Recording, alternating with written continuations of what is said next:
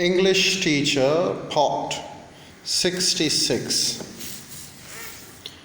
Well, we have been talking about multicultural classrooms. We have been talking about cosmopolitan school campuses.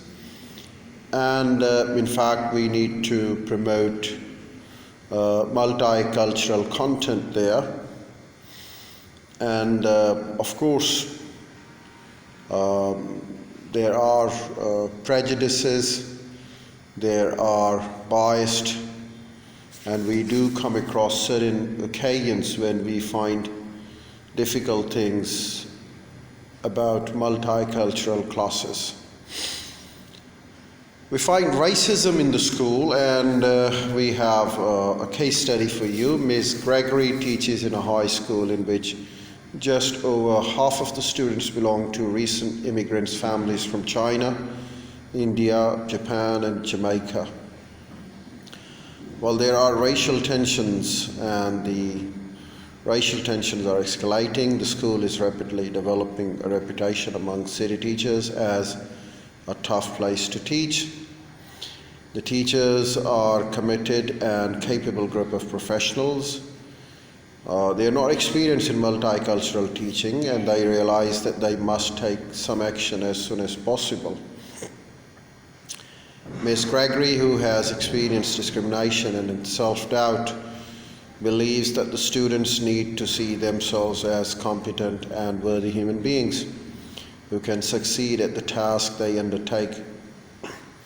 She wants to have the children from each ethnic group develop positive self-concepts and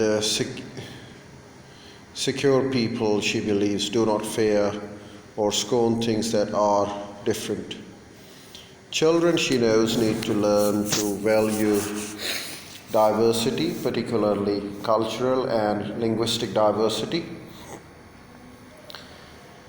They need school experience that will teach them to think of themselves as worthwhile human beings, to see their origin and cultural background as strengths to respect and value others' origin and cultural backgrounds, to interact with persons, with the peers in positive and productive ways, and to succeed at meaningful school tasks. What suggestions will you give Ms. Gregory and the rest of the staff to help promote these goals? Well, as we've been talking about the racism in the school, there are cultural differences which can easily lead to misunderstandings, prejudices that result in an unequal division of power, racism. Although in theory all ethnic groups should be able to preserve their cultures and live out their lives with respect and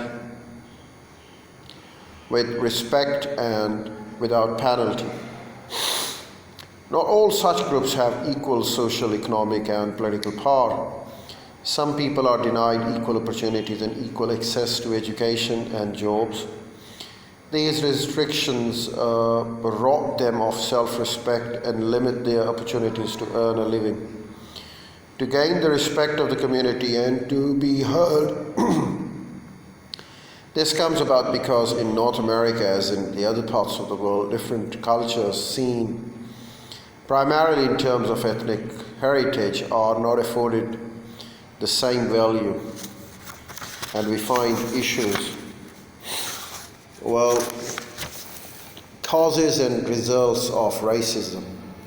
The problem of racism and unequal power are reflected in every institution of North American society, including schools. To analyze these problems, we should examine their causes and results and reflect on the means that might be used to resolve them.